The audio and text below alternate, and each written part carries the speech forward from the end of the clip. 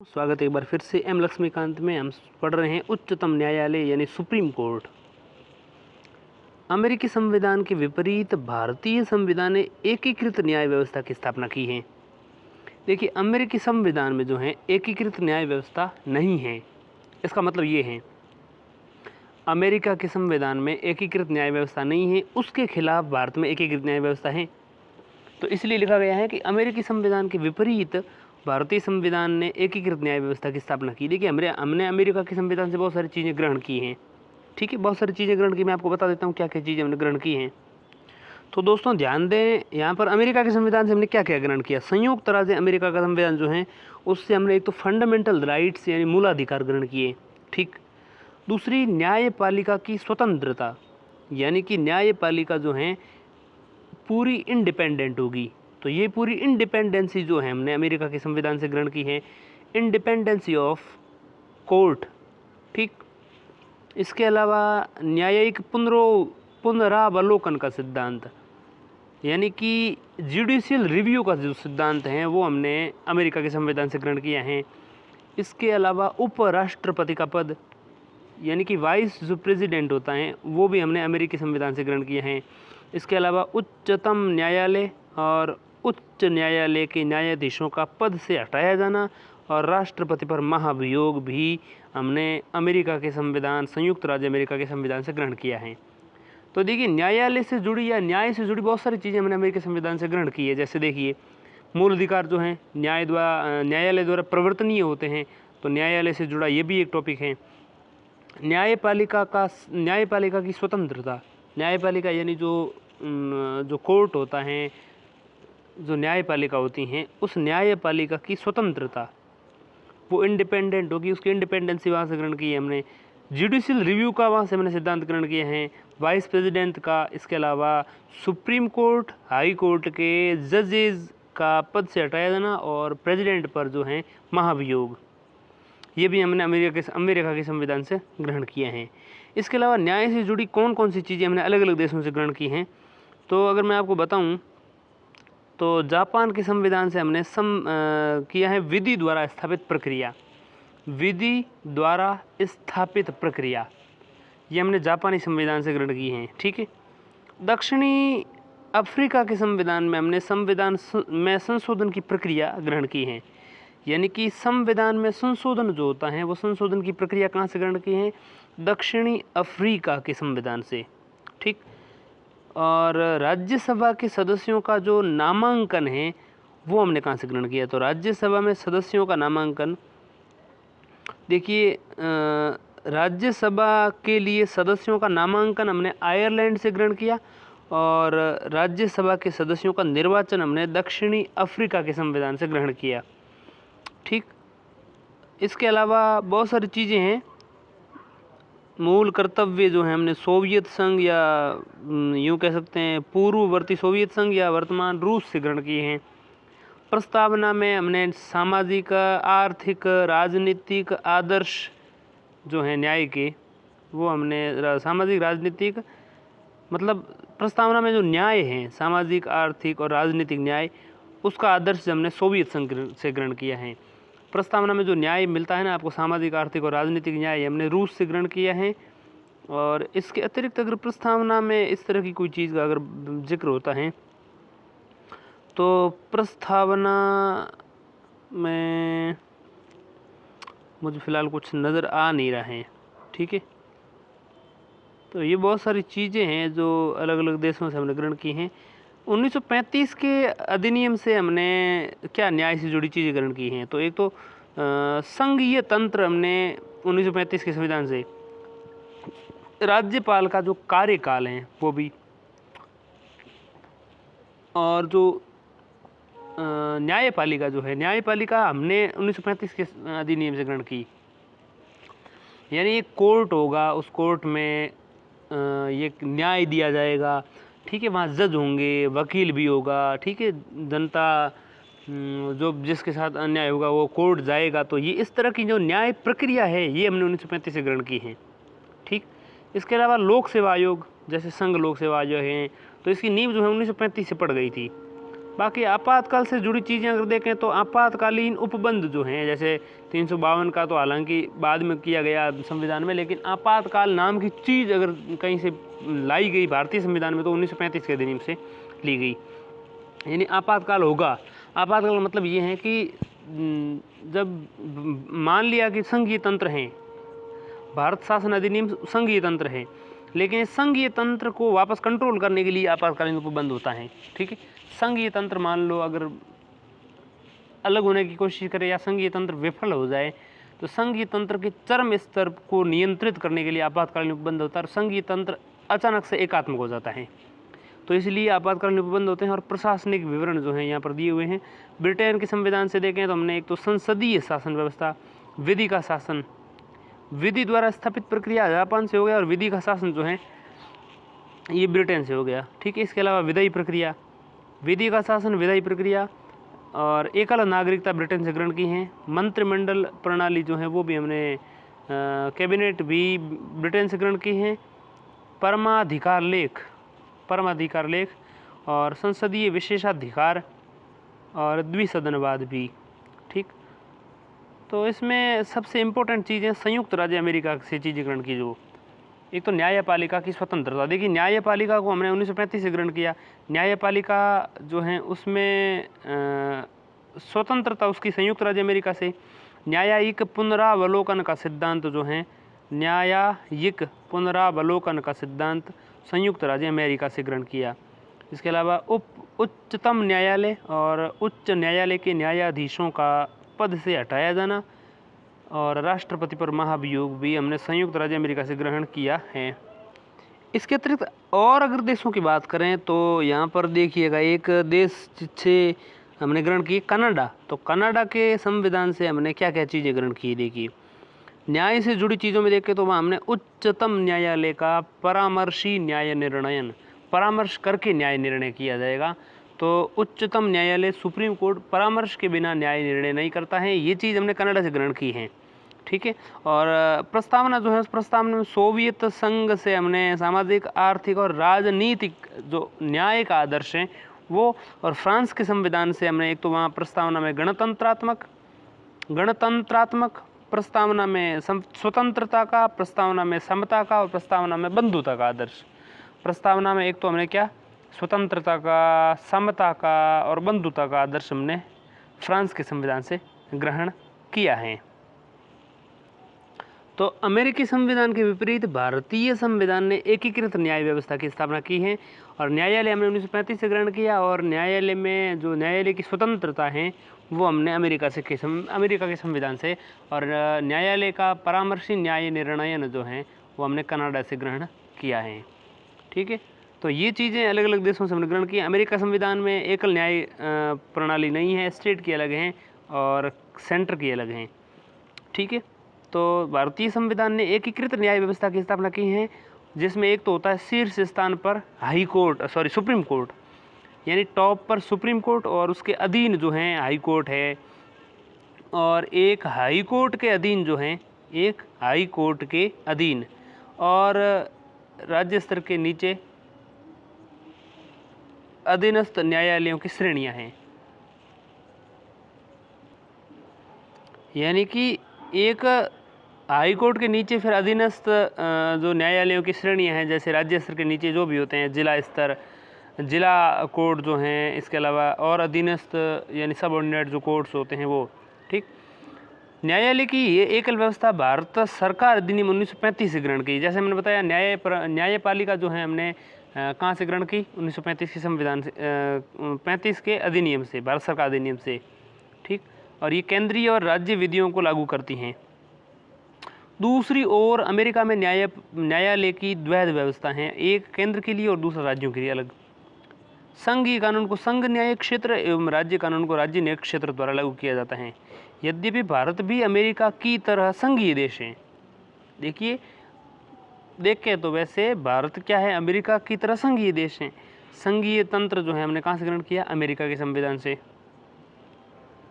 और हमारे संविधान में संघीय तंत्र जो है वो भी हमने भारत शासन अधिनियम 1935 से ग्रहण किए हैं।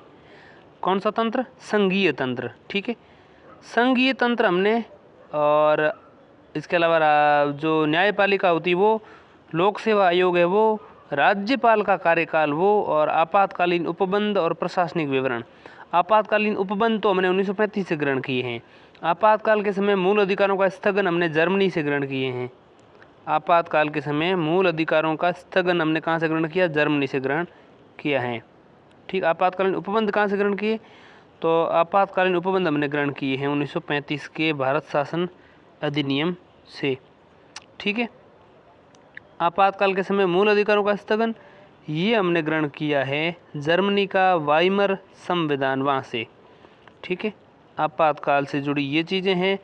और अगर आपातकाल से जुड़ी कोई अगर एक आध चीज़ मैं आपको दिखाना चाहूँ तो आपातकाल के लिए या मुझे कोई और शब्द मिला नहीं है। ठीक है, तो ये चीज़ें हैं। तो संघीय तंत्र जो है हमने कहाँ से ग्रहण किया है? संघीय तंत्र हमने ग्रहण किया है अमेरिका के संविधान से नहीं, 1935 भारत शासन अधिनियम से। हालांकि जो है अमेरिका में भी संघीय तंत्र हैं और संघीय तंत्र अमेरिका की तरह ही भारत भी संघीय स्टेट हैं भारत में। लेकिन भारत में क्या है, अमेरिका की तरह संवैधानिक संघीय ढांचा भली है, संघीय देश है भारत, लेकिन भारत में एकीकृत न्यायपालिका है और मूल विधि व न्याय की एक प्रणाली है। ठीक है, अब भारत के उच्चतम न्यायालय का उद्घाटन अगर देखें तो ध्यान रखिएगा, सुप्रीम कोर्ट का उद्घाटन स्टेब्लिशन जो हुआ था तो वो हुआ था 1950 को। 1950 में कौन से महीने में? तो जनवरी 1950 में। अगर डेट अगर थोड़ा याद ही रखना हो तो जनवरी 1950, जनवरी 28, 1950 जनवरी 28। ये भारत सरकार अधिनियम 1935 के तहत लागू किया गया। जबकि जैसा कि मैंने कहा न्याय प्रणाली हमने कहाँ से की है? 1935 के शासन अधिनियम से। तो 1935 के भारत शासन अधिनियम से हमने न्याय प्रणाली ग्रहण की। तो 1935 के उसी अधिनियम के तहत 1950 में आते हमने उच्चतम न्यायालय का उद्घाटन स्वतंत्र रूप से हमने भारत में किया। अंग्रेजी संविधान के कानूनों को हटाने के बाद, मतलब अंग्रेजी संविधान के कानूनों की बजाय भारत के खुद के द्वारा निर्मित जो संविधान था उस संविधान के तहत हमने ये कार्य किया। हालांकि उच्चतम न्यायालय का न्याय क्षेत्र जो है पूर्ववर्ती न्यायालय से ज़्यादा व्यापक हैं। उच्चतम न्यायालय ने ब्रिटेन की प्रिवी काउंसिल का स्थान ग्रहण किया था जो अब तक अपील का सर्वोच्च न्यायालय था। सुप्रीम कोर्ट का जो न्याय क्षेत्र है वह पूर्ववर्ती न्यायालय से ज़्यादा व्यापक है। ठीक, पूर्ववर्ती न्यायालय से मतलब यह है कि उच्चतम न्यायालय जो है उसने ब्रिटेन की जो प्रिवी काउंसिल था उस प्रिवी काउंसिल का स्थान उसने ग्रहण किया था जो अब तक अपील का सर्वोच्च न्यायालय था। प्रिवी काउंसिल की जगह सुप्रीम कोर्ट, प्रिवी काउंसिल 1935 से प्रिवी काउंसिल वगैरह वो आए थे, तो वहाँ से उससे 1950 में 28 जनवरी 1950 जो हैं उसमें ये सुप्रीम कोर्ट स्थापित हुआ और उस समय जो ये स्थापित हुआ उसने प्रिवी काउंसिल का स्थान लिया और उससे ज़्यादा व्यापक ये था। संवैधानिक स्थिति देखें तो जैसा कि आप जानते हैं हमारे संविधान में 22 भाग हैं। उसमें पहला अनुच्छेद 1 से 4, अनुच्छेद 5 से 11 दूसरा नागरिकता, और 12 से 35 मूलाधिकार, 36 से 51 DPSP, 51 ये हो गया कर्तव्य, और 52 से 151 तक संघ का भाग है। और उस 52 से 151 तक जो अनुच्छेद हैं उसी में अपनी सुप्रीम कोर्ट संघ की, जो सुप्रीम कोर्ट संघ की न्याय प्रणाली जो होती है उसका जिक्र यहाँ पर विस्तार से किया गया है। ठीक है, देखिए 52 से 151, 52 से 78 तक कार्यपालिका, 79 से 122 तक जो है वो आपके संसद आ जाती है। 79 से 122 तक, तो 79 से 122 तक संसद है। 123 में न्यायपालिका भाई राष्ट्रपति की जो शक्तियां हैं वो आ जाती है। और 124 से लेकर के 147 तक संविधान का जिक्र है भाग 5 में। भाग 5 में ये कौन सा अध्याय है? तो पहला जो चैप्टर है भाग 5 के अंतर्गत वो है कार्यपालिका। दूसरा जो है कार्यपालिका पहला हो गया, दूसरा जो है वो हो गई संसद। पहला कार्यपालिका, दूसरी हो गई संसद, तीसरी हो गई राष्ट्रपति की विधेय शक्तियाँ, चौथा जो है, चौथे में ये आती है न्यायपालिका। तो भाग 5 में चौथा मतलब मुख्य स्तंभ ये कह सकते हैं। तो 124 147 तक है। उच्चतम न्यायालय के गठन से लेकर के उसका गठन किस तरह से होगा, उच्चतम न्यायालय में कौन होगा, कितने न्यायाधीश का जिक्र है उसमें, वो सब कुछ चीज़ें जो हैं यहाँ पर डाली हुई हैं। और उसकी स्वतंत्रता जो है, जैसा कि मैंने बताया, न्यायपालिका की स्वतंत्रता हमने कहाँ से ग्रहण की है, तो न्यायपालिका की स्वतंत्रता जो है हमने अमेरिका के संविधान से ग्रहण की है। और उसका न्यायिक क्षेत्र, उसके न्यायिक क्षेत्र के दिन कहाँ तक आएंगे और न्यायिक क्षेत्र कितना विस्तृत है वो सब, और उसकी क्या क्या शक्तियाँ होंगी, कैसे कैसी शक्तियाँ होंगी वो सब, और उसकी प्रक्रिया यानी प्रोसेस क्या होगी, प्रोसीजर क्या होगा, वो आदि का उल्लेख जो है 124 से 147 के बीच में किया गया। गठन से लेकर के स्वतंत्रता, न्यायिक क्षेत्र, शक्तियाँ, प्रक्रिया आदि का उल्लेख यहाँ किया गया है। संसद भी उनके विनियमन के लिए अधिकृत हैं। ये जो नियम हैं इनके विनियमन या इनका मतलब इनको रेगुलेट करने के लिए जो है जो पार्लियामेंट है वो ऑथराइज्ड हैं। ठीक है, अब हम बात करते हैं इसकी संरचना और इसकी नियुक्ति की। इस समय उच्चतम न्यायालय यानी सुप्रीम कोर्ट में 34 जजेज हैं।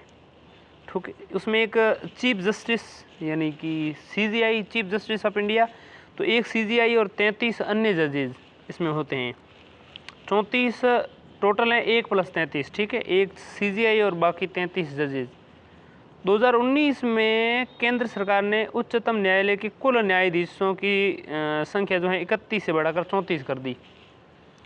2019 में केंद्र सरकार ने क्या किया कि सुप्रीम कोर्ट के जो कुल न्यायाधीश है उनकी संख्या 31 से बढ़ाकर 34 कर दी।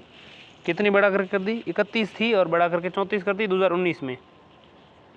हालांकि ये धीरे धीरे बढ़ी है, क्योंकि अचानक से तो एक संख्या नहीं हुई। अब 2019 में ही ये एक्ट ला करके ऐसा किया गया। ठीक है, क्योंकि ये एक्ट कौन सा था? संशोधन अधिनियम था। तो इसमें ये था वृद्धि जो है उच्चतम न्यायालय न्यायाधीशों की संख्या संशोधन अधिनियम 2019, यानी कि सुप्रीम कोर्ट के न्यायाधीशों की संख्या यानी कि नंबर्स ऑफ जजेज में जो संशोधन अधिनियम 2019 लाया गया, इसके अंतर्गत ये 31 से 34 की 3 बढ़ाई गई संख्या। मूलतः उच्चतम न्यायालय के न्यायाधीशों की संख्या 8 थी। जब ये 1950 में जनवरी 28 में ये स्थापित हुआ, उस समय संख्या 8 थी। कितनी? एक CJI और 7 अन्य। ठीक है, मूल जब 1950 में हुआ, तब 1950 के 6 साल बाद 1956 में इसमें संख्या जो है बढ़ाई गई 8 से 2 और जजेज 1956 में 6 साल बाद ही बढ़ा दिए गए। 56 के 4 साल बाद, देखिए 6 साल बाद बढ़ा दिए 2, 4 साल बाद और जब बीते तो 1960 में आते हुए ये 3 और बढ़ाए। ठीक, अब 13 कर दिए। फिर 1960 के 17 साल तक कोई बदलाव नहीं हुआ। फिर 17 साल बाद 1977 में 17 संख्या बढ़ाई गई। 1960 के 17 साल बाद 17 न्यायाधीश कर दिए गए। ठीक, 17 कर दिए गए, 13 थे यानी 4 और बढ़े। तो शुरू में न्यायाधीशों की संख्या 2 बढ़ाई गई 1956 में। 60 में आते आते ये संख्या कर दी 13, 3 बढ़ा दी और 2 बढ़े, 3 बढ़े, फिर 4 बढ़े, 2 बढ़े, 3 बढ़े, 4 बढ़े, और फिर 17 से 25 कर दी गई 1986 में आते हुए। तो 25 की तो संख्या कितनी होगी? 5, तो 20 से ऊपर गए वो, और 3 ये 8 बढ़ा दिए अब। तो शुरू में 2 बढ़ाए, फिर 3 बढ़ाए, फिर 4 बढ़ाए, फिर 8 बढ़ाए एकदम। ठीक, और 2008 में 5 बढ़ाए, फिर 1986 में 25 कर दिए, 1986 में आते 25 कर दिए, 8 बढ़ा दिए और 25 से 30 कर दिए 2008 में। 86 के काफ़ी वर्षों तक बदलाव नहीं किया गया, और 77 से 86 के दरमियान जो है संख्या ज़्यादा नहीं बढ़ाई। 17 थी और 17 से 25 कर दी गई। 1977 से 1987 से 1 साल का में, यानी 9 साल के बाद में संख्या जो है 8 बढ़ाई गई। फिर 1986 से 2008 जो है वहाँ पर संख्या बढ़ाई गई 5। 2008 में 30 हो गए थे। अब 2008 के बाद 2019 में 33 कर दी गई संख्या। ये है मामला। अब देखिए, सबसे पहले जजेस की जो अपॉइंटमेंट है वो देख लेते हैं। सुप्रीम कोर्ट के जजेस की अपॉइंटमेंट जो है प्रेसिडेंट करता है। ठीक, चीफ जस्टिस ऑफ इंडिया की जो अपॉइंटमेंट है वो राष्ट्रपति यानी जो प्रेसिडेंट जो हैं अन्य जजेज एवं हाई कोर्ट के जजेज की एडवाइस की बात करता है। ठीक है, इसी तरह से अन्य जजेज की अपॉइंटमेंट भी होती है। मुख्य न्यायाधीश यानी chief justice of India CGI जो होता है उसके अतिरिक्त उसके अलावा अन्य जजेस जो भी होते हैं उनकी अपॉइंटमेंट जो हैं वो चीफ जस्टिस ऑफ इंडिया के परामर्श यानी उसकी एडवाइस पर होती हैं, उसके लिए परामर्श आवश्यक होती हैं।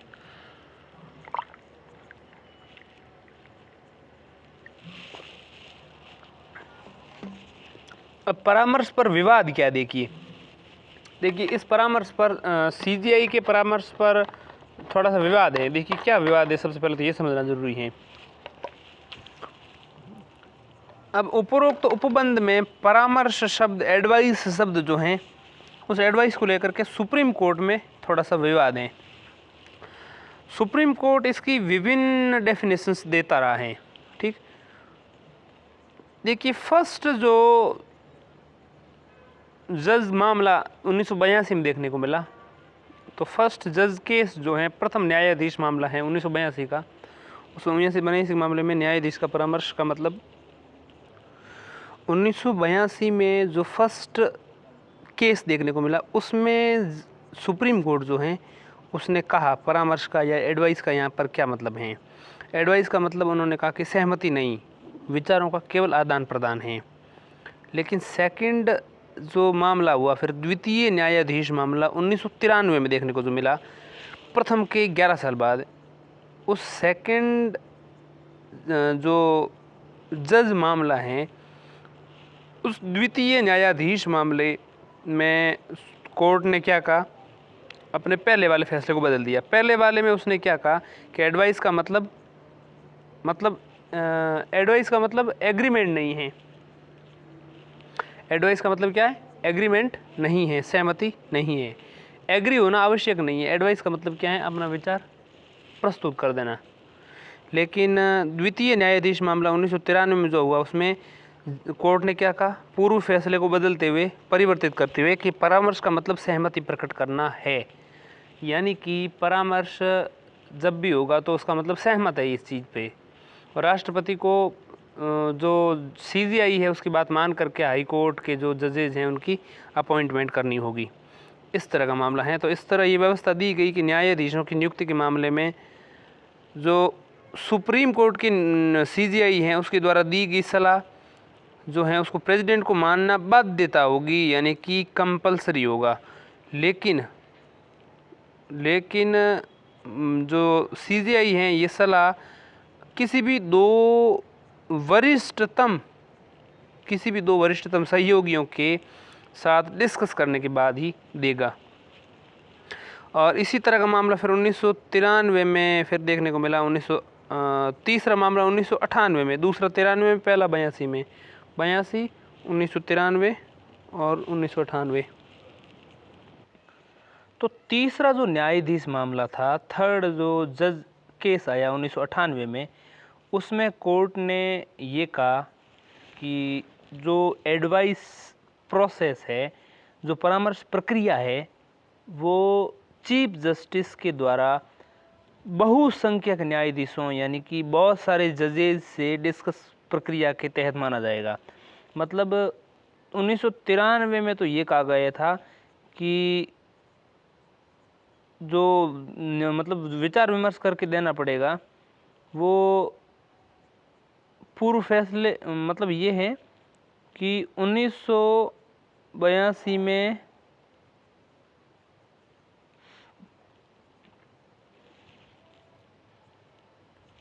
देखिए 1993 का जो सेकंड केस था उसमें कोर्ट ने ये कहा कि जो सीजीआई है उस सीजीआई को अपने दो वरिष्ठ साथियों, अपने दो वरिष्ठ सहयोगियों से डिस्कस करने के बाद में राष्ट्रपति को सलाह देनी है, परामर्श देना है। लेकिन 1998 में कह दिया कि बहुसंख्यक न्यायाधीशों, दो से काम नहीं चलेगा, बहुत सारों से आपको डिस्कस करके फिर ये बताना पड़ेगा कि किसी हाई कोर्ट का जज किसको नियुक्त किया जाए। ठीक है, केवल भारत के सीजीआई का एकल मत ही परामर्श प्रक्रिया को पूर्ण नहीं करता, ऐसा कहा गया, और उसे 4 वरिष्ठतम न्यायाधीशों की सलाह करनी चाहिए। ठीक है। बहुसंख्यक का मतलब फिर 2 से ज़्यादा हो गई, बहुसंख्यक का मतलब 2 से अधिक हो गई। फिर 4 वरिष्ठतम जो न्यायाधीश हैं, जो जजेज हैं, उनसे आपको डिस्कस करनी पड़ेगी, उनसे एडवाइस लेनी पड़ेगी, मतलब ये हैं। इनमें से अगर 2 का मत भी पक्ष में नहीं है, अगर मान लो सपोर्ट में नहीं है, तो ऐसे में अपॉइंटमेंट के लिए जो सिफारिश है वो नहीं भेजी जा सकती। समझ रहे हैं आप?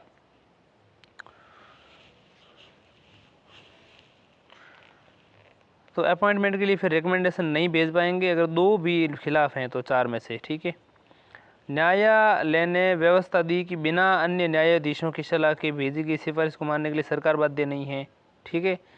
99वें संविधान संशोधन अधिनियम 2014 में 99 कॉन्स्टिट्यूशनल अमेंडमेंट किया, और उसमें जुडिशियल अपॉइंटमेंट कमीशन एक्ट 2014 जो लाए थे, तो उसके लिए कमीशन बनाने की बात कर रहे थे। तो 2014 में सुप्रीम कोर्ट ने और हाई कोर्ट के न्यायाधीशों की नियुक्ति के लिए बने सुप्रीम कोर्ट और हाई कोर्ट की जो जजेज हैं उनके अपॉइंटमेंट के लिए बने हुई कॉलेजियम प्रणाली को एक नए निकाय, एक नई बॉडी से बदला गया, और वो इस 99वें संविधान संशोधन 2014 के द्वारा बदला गया। राष्ट्रीय न्यायिक नियुक्ति आयोग, नेशनल जुडिशियल अपॉइंटमेंट्स कमीशन, इस कमीशन से बदला गया NJSC से।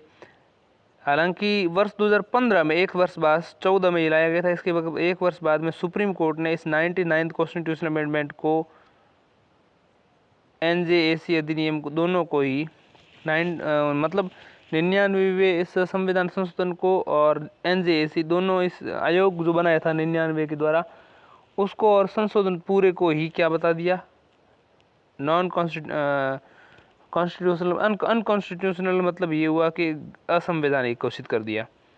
और रिजल्ट में क्या हुआ कि पुरानी कॉलेजियम प्रणाली जो है फिर से एक्टिव हो गई।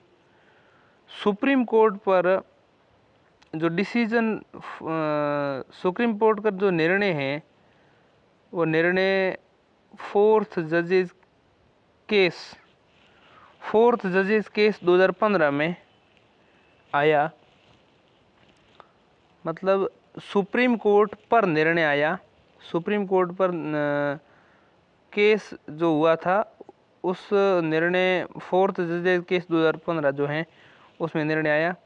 न्यायालय ने, कोर्ट ने विचार केंद्र आर्थिक नई प्रणाली NJSC न्यायिक प्रक्रिया स्वतंत्रता प्राप्त प्रभावित करेगी। मतलब ये है कि सुप्रीम कोर्ट ने या कोर्ट ने विचार दिया कि आर्थिक नई प्रणाली, न्यू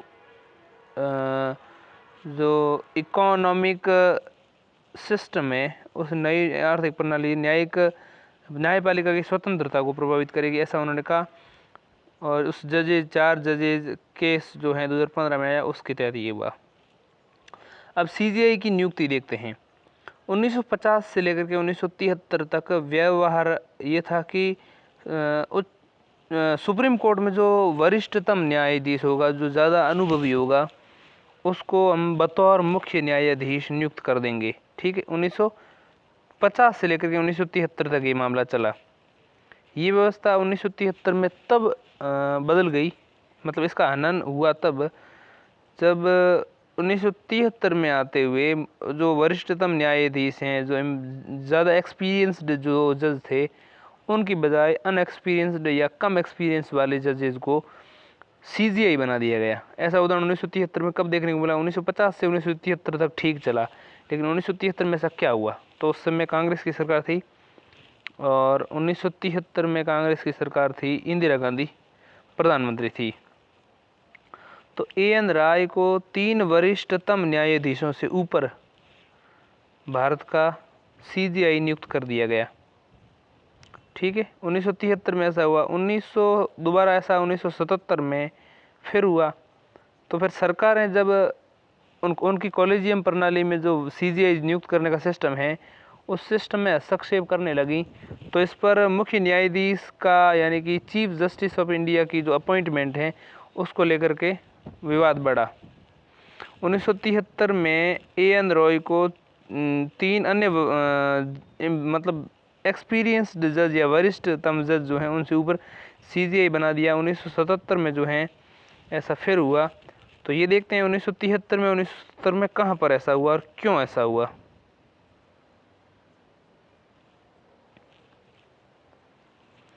देखिए 1973 में AN राय को बनाया, जैसा मैंने बताया। तो अन्य 3 न्यायाधीशों से ऊपर बनाए वो अन्य 3 न्यायाधीश कौन से थे?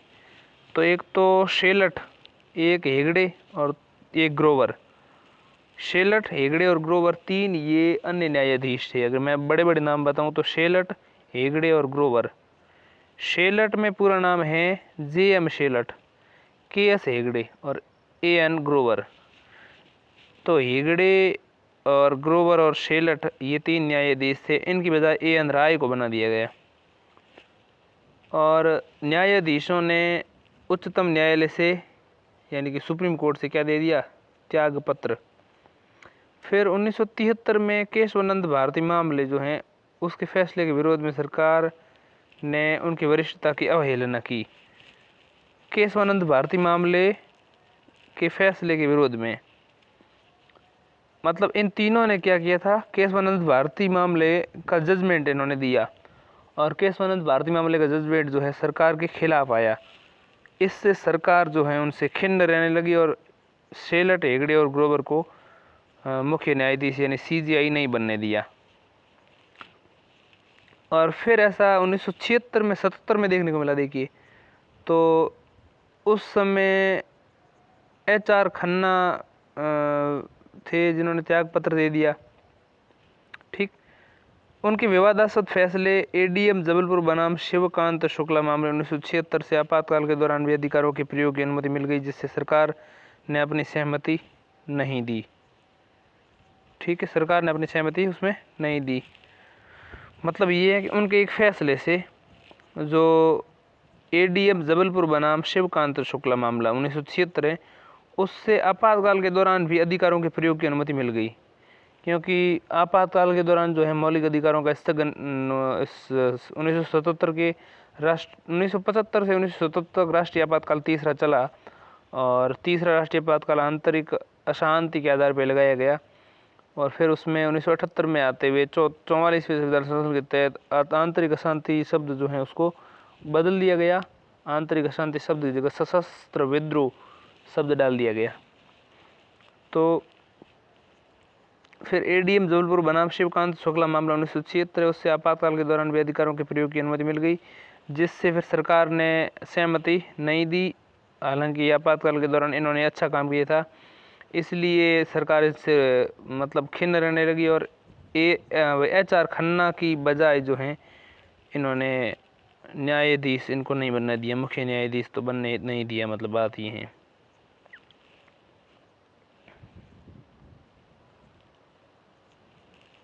सरकार के इस निर्णय की स्वतंत्रता को सुप्रीम कोर्ट ने दूसरे न्यायाधीश मामले 1993 में कम कर दिया था। सरकार ने कोशिश करी कि वो मतलब जजेस को एक तरीके से रेगुलेट करे, ठीक है। लेकिन फिर 1993 में देखिए सबसे पहली बात ये है कि 1950 से 73 तक ठीक चला। 73 में जो है AN राय को 3 वरिष्ठ नागरिकों से ऊपर ये दिया गया। शेलट, हेगड़े और ग्रोवर में नाम बताए तीनों। 77 में AU बेग को बताया गया, उससे ऊपर फिर खन्ना साहब ने त्याग पत्र दे दिया, क्योंकि खन्ना साहब ने एक एक्ट आपातकाल के दौरान ऐसा दिया जो सरकार को पसंद नहीं आया।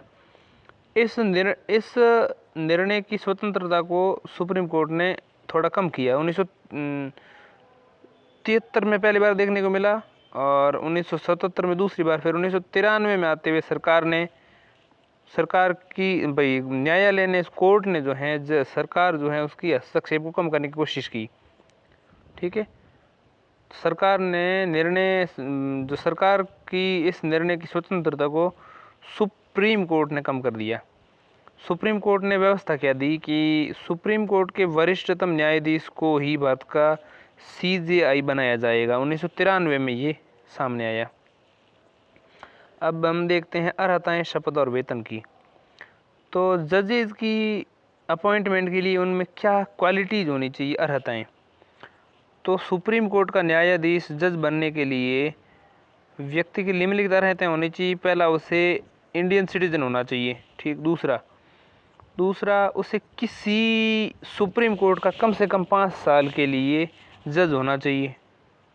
सॉरी, किसी सुप्रीम कोर्ट में जाने किसी हाई कोर्ट में से 5 साल का कम से कम जज रहा होना चाहिए, या फिर